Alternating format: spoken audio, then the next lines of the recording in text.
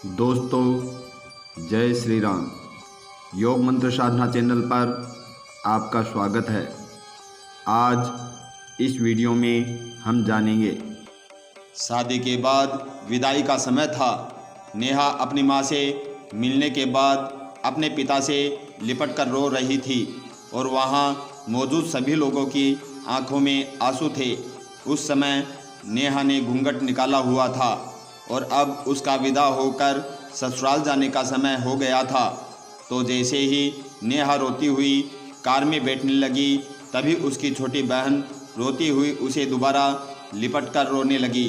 तभी गाड़ी के पास खड़े नेहा के पति अविनाश से उसका दोस्त दिनेश कहता है, अरे यार अविनाश, यहाँ से घर पहुँचते ही सबसे पहले होटल अमृत बाग पहुँचकर एक बढ़िया सा खाना खाएंगे, क्योंकि यहाँ तेरे ससुराल में तो एकदम घटिया खाना था।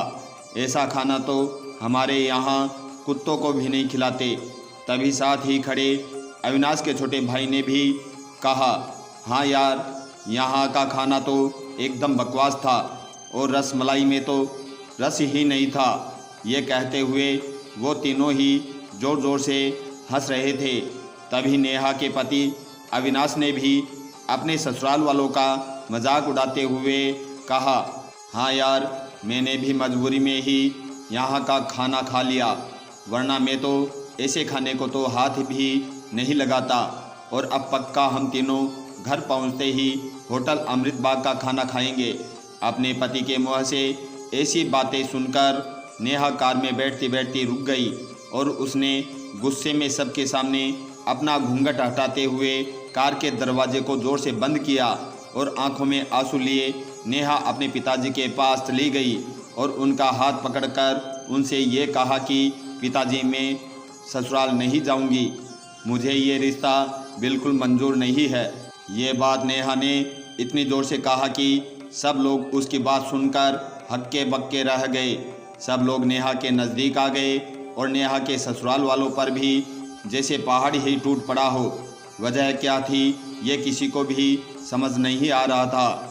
तभी नेहा के ससुर राधे श्याम जी ने आगे बढ़कर नेहा से पूछा कि नेहा बेटी, बात क्या है? तुम अचानक ही शादी होने के बाद अपनी विदाई होने के समय यूँ शादी से नामंजूर कर रही हो।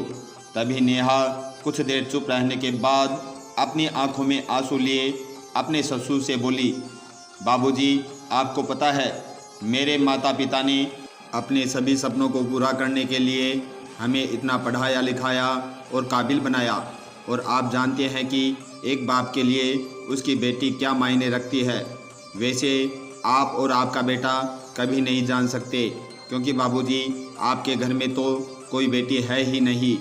और आप जानते हैं, मेरी शादी में आने वाले बरातियों के लिए खाने पीने की एक भी कमी न रह जाए, इसलिए मेरे पिताजी पिछले 3 महीने से रात को 2-3 बजे तक जागकर मेरी माँ के साथ ये योजना बनाते थे कि रसोइया कौन होगा और खाने में बरातियों के लिए किस किस तरह की मिठाइयाँ होगी और बरातियों को कहाँ बिठाना है ताकि कहीं किसी को बुरा न लग जाए।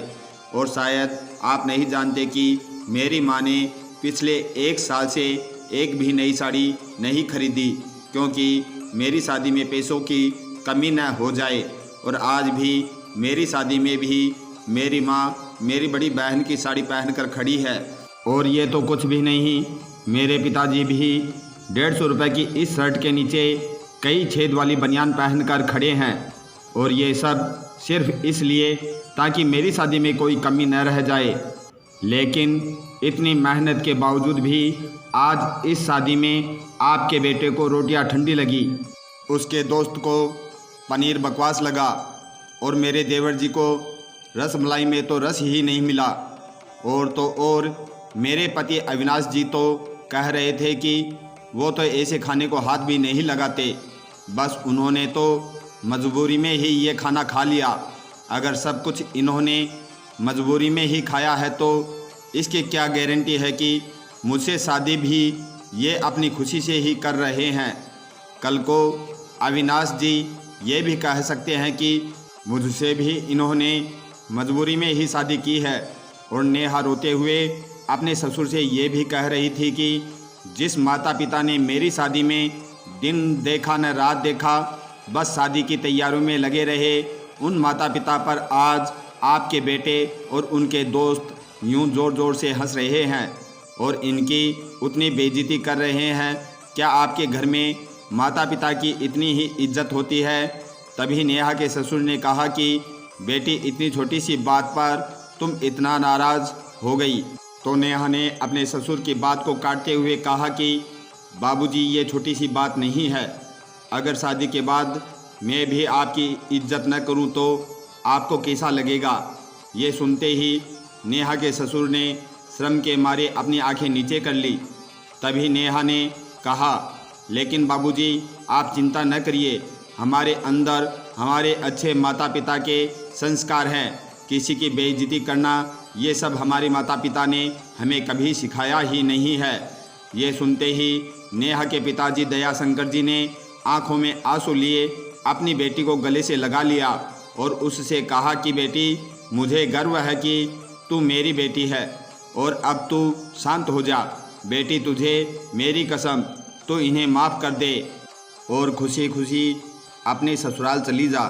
तभी नेहा का पति अविनाश भी नेहा के पिताजी और नेहा से हाथ जोड़कर माफ़ी मांगता है और ये कहता है कि बाबूजी, मुझे माफ़ कर दो, सारी गलती मेरी ही है, लेकिन आज आपकी बेटी ने मुझे एक पिता की इज्जत करना सिखा दिया और आज के बाद मैं हर किसी के माता पिता की हमेशा इज्जत करूँगा।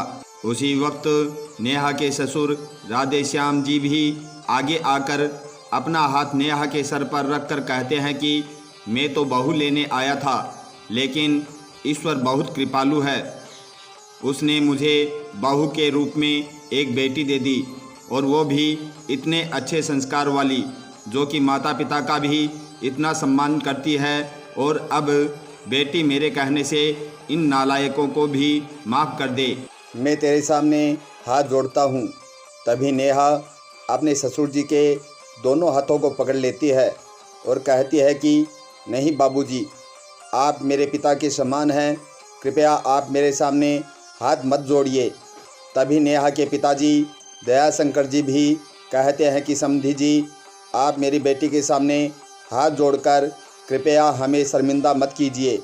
मेरी तो आपसे बस इतनी ही प्रार्थना है कि आप हमेशा मेरी बेटी को अपनी ही बेटी समझना और इससे कभी कोई गलती हो जाए तो इसे माफ़ कर देना। तो राधे श्याम जी ने अपने संबंधी दयाशंकर जी का हौसला बढ़ाते हुए कहा कि आप बिल्कुल चिंता मत करिए, बल्कि अब तो नेहा बेटी ही हमारे पूरे घर को संभालेगी और अब ये हमारे घर की लक्ष्मी है। ये सुनकर नेहा के पिताजी बहुत खुश हो जाते हैं और अपनी बेटी को खुशी खुशी विदा कर देते हैं और नेहा अब राजी खुशी अपने ससुराल रवाना हो गई थी और अपने पीछे छोड़ गई थी आंसुओं से भीगी हुई अपनी माँ और पिताजी की आंखें और अपने पिता का वह आंगन, जिस आंगन में कल तक वह खूब हंसती खेलती थी, आज से इस आंगन की चिड़िया उड़ गई। तो दोस्तों, बेटी माँ बाप का अभिमान वह एक अनमोल धन होता है और दोस्तों, अपनी छाती पर पत्थर रखकर वो अपनी प्यारी बेटी और अपने जिगर के टुकड़े को उसकी शादी करके उसे विदा करता है। इसलिए दोस्तों, एक बाप अपनी बेटी की शादी करके वैसे ही उससे दूर हो जाता है और हमें उसका अपमान करके उन्हें और दुखी कभी भी नहीं करना चाहिए। अगर आपको ये वीडियो अच्छा लगे तो इसे शेयर करें, लाइक करें और चैनल को सब्सक्राइब करें। जय श्री राम।